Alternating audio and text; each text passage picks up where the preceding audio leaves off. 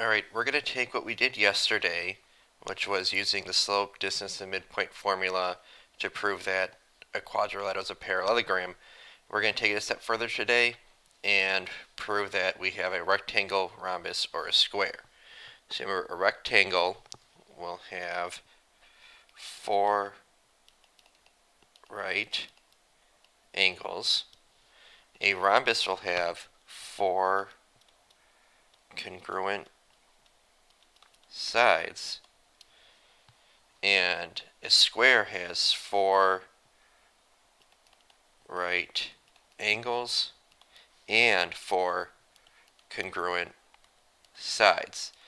So all those properties of parallelograms that we used in Unit 5 can be applied to this unit to kind of help us out a little bit.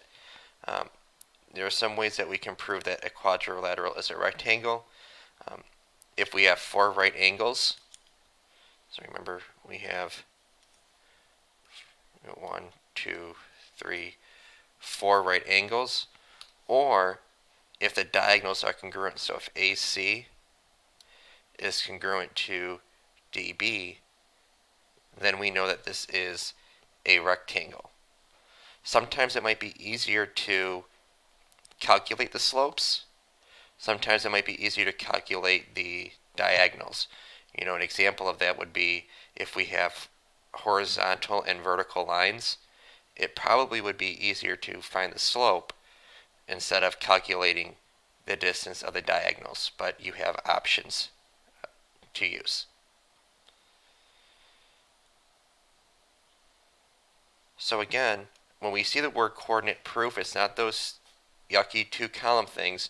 What we're going to do is just use the distance or midpoint or slope formula to show that this is a rectangle. So let's look at this example. Let's write a coordinate proof to show the following properties. Right, so we're going to assign coordinates to show we have a quadrilateral that is a rectangle. So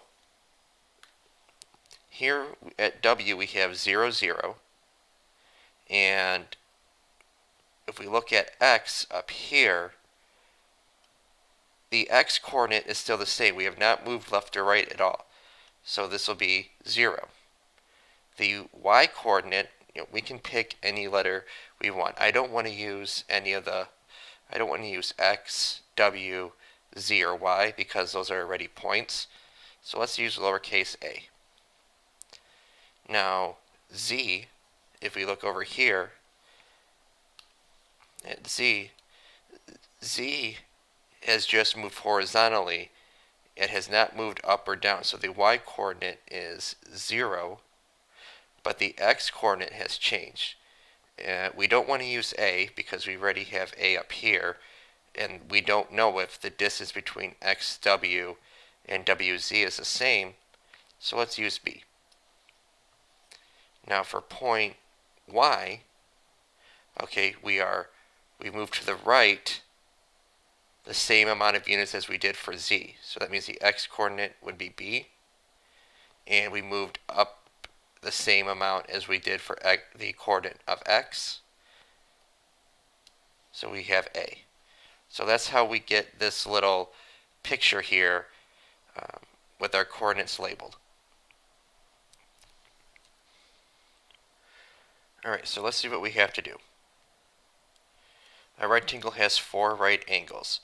So what we're going to do is we're going to find the slope of each line, and then we're going to see if the slopes of adjacent sides, or the slopes of lines that are connected, are opposite reciprocals. Because remember, if slopes are opposite reciprocals, then the lines are perpendicular. So let's find the slope of XW first. Okay, so we have XW.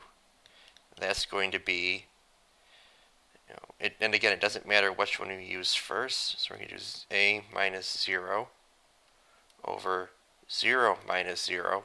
Well, that gives us A over 0, which is undefined. We have 0 in the denominator, so undefined.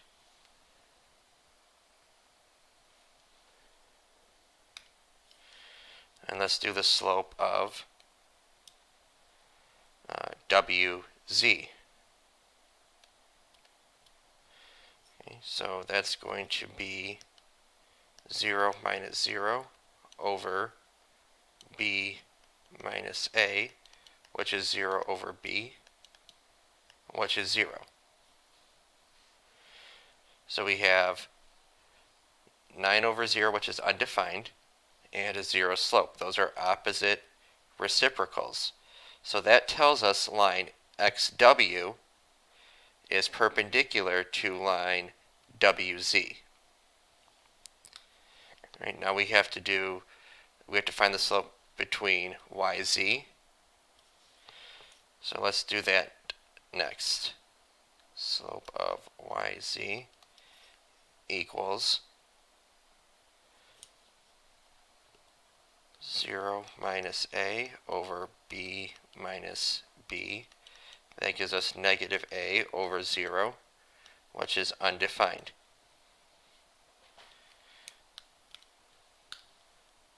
A. And then let's do finally the slope of XY. Okay, the slope of XY is going to be A minus A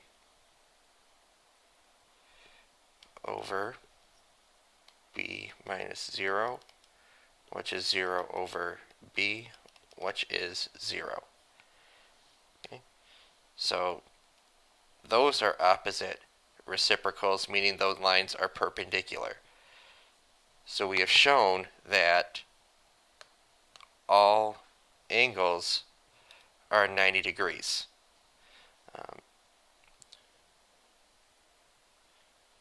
Alright, so now we got to write our conclusion, and I don't really have much room here, so I'm going to write it up here.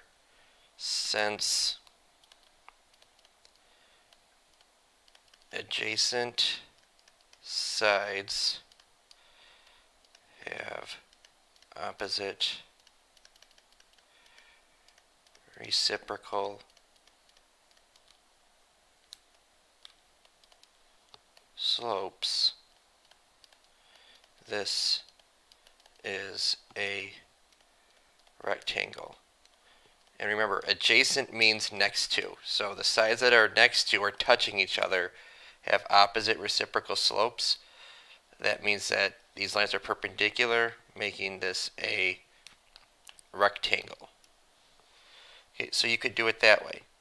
Or you could say that the rectangle has congruent diagonals.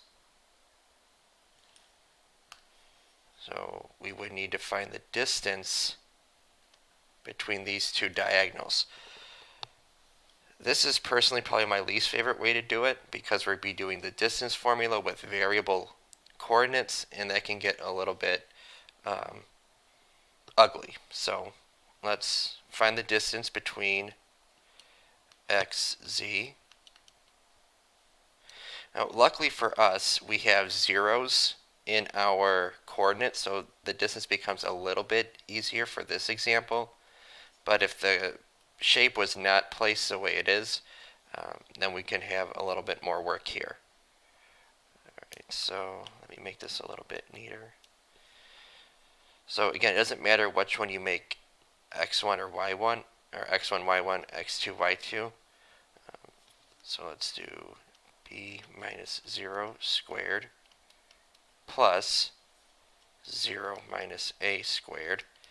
Well, b minus 0 is just b, so we get b squared, and 0 minus a is negative a, but negative a squared is going to be positive a squared.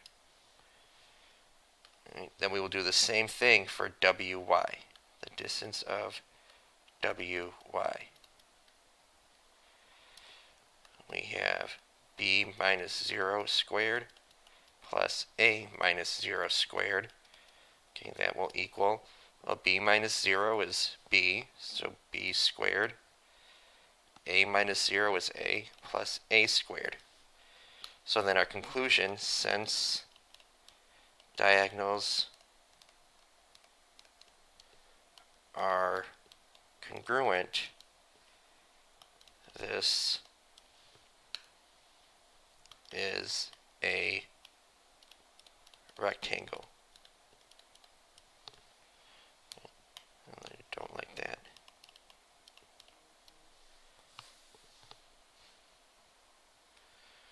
Alright, and finally, to prove that this is a parallelogram, that means we have to show that opposite sides are parallel, and we've already done that up here. So we have xw, let me go over, we have xw, which has a slope of undefined, and yz, which also has an undefined slope. And then we have wz, the slope is 0, and xy, this slope is also 0.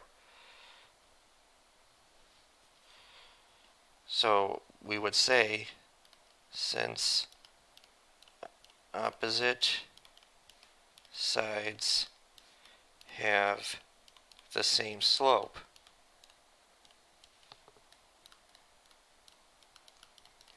this is a parallelogram. And that's all we would have to do.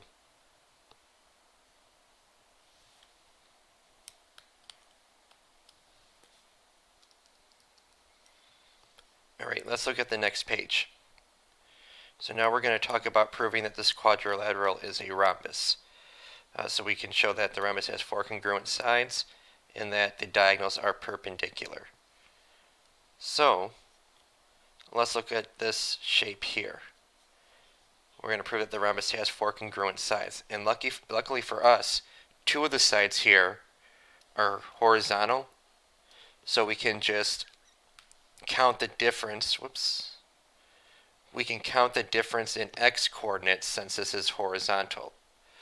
If it was a vertical line, we would count the difference in y coordinates. So the distance for xy, that's just going to be 8 minus 3, which is 5. And then the distance for wz is going to be 5 minus 0, which is 5. Okay. So horizontal lines and vertical lines are easy to find the distance for.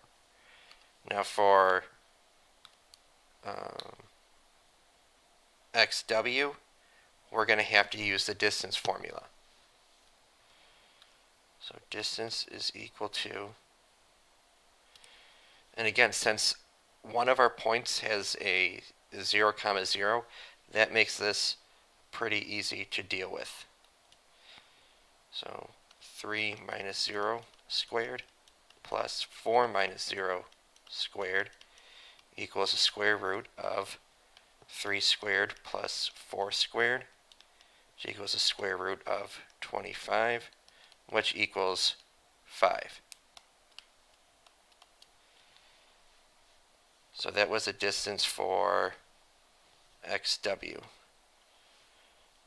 So xw is also equal to 5. Now, for the sake of time, we're not going to go through and calculate the distance for yz, but you would use the distance formula, and you will also get 5. So yz is 5. So then we would say, since all sides are congruent, this is a rhombus. Now you might be saying, well, if all sides are congruent, then it could also be a square, but remember, all squares are also rhombuses. So technically, if it has 4 congruent sides, it is a rhombus. If we find that this has 4 congruent sides and a right angle, then that tells us we have a square. Alright, let's look at the last example. we could prove that we have a parallelogram is a square if the diagonals are perpendicular and congruent, or if it has 4 right angles and 4 congruent sides. So let's assign coordinates to this to show that this is true. Now, if this is a square, that means all the side lengths are congruent, meaning this side is the same as this side, which is the same as this side, which is the same as this side. So then when we label our coordinates, I'm not going to use A in this one because I'm realizing my A's look a lot like 9's. So I'm going to use C. If we have C comma 0, because we'll say that this horizontal distance is C, and the y distance here is 0, since all the sides have to be the same, that means this up here should be 0 comma C, because the length from x to w needs to be the same length as w to z, and that will make y C comma C. So we want to prove that this has 4 right angles and 4 congruent sides. The 4 congruent sides will be easy since we have vertical and horizontal lines. So xw, okay, xw right here is a vertical line, so we're going to subtract the y coordinates, c minus 0, which is c. xy is a horizontal line, so we're going to subtract the x coordinates, c comma 0, which is c. yz is a vertical line, so we're going to subtract the y coordinates, c minus 0 is c. And then finally, wz is a horizontal line, so we'll subtract the x coordinates, c minus 0 is c. So all side lengths are c units long. Now we will have to show that we have 4 right angles. And to do that, we'll do kind of what we did for the rectangle, is find the slope of each side. Well, here's the thing. Since we know that we have vertical and horizontal lines, we know horizontal lines have a slope of 0, and undefined lines have a slope, vertical lines have an undefined slope. So we don't need to do all those calculations. Let's just do m of xw. xw is my vertical line. It's undefined. The slope of yz is also undefined because yz is vertical. Then the slope of xy is horizontal, so it has a slope of 0. And the slope of wz is also 0 because it's a horizontal line.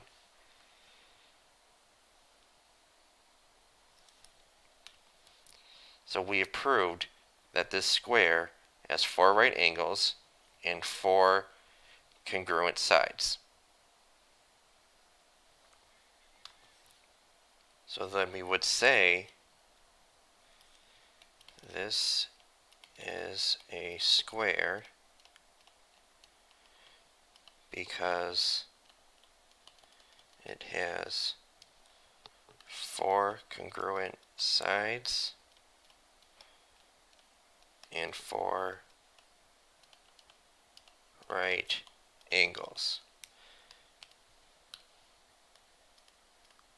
So I know this may seem ridiculous to do this, but we're just kind of getting you ready for when we give you coordinates here. What if we said this is 0, 8, and this was 2, 7, and this is 3,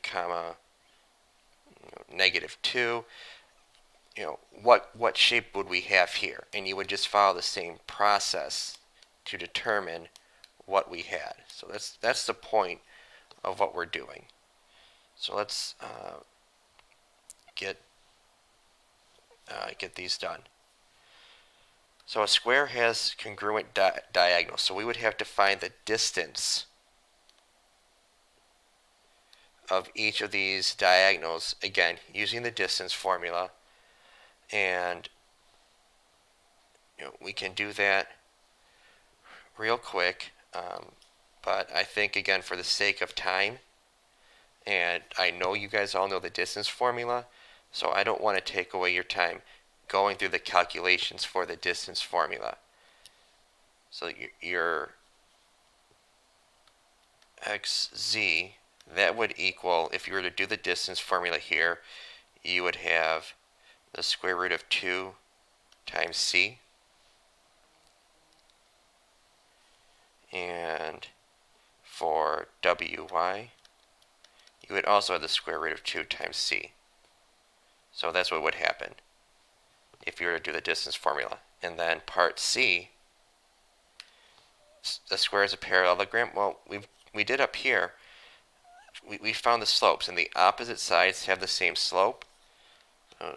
Since opposite sides have the same slope,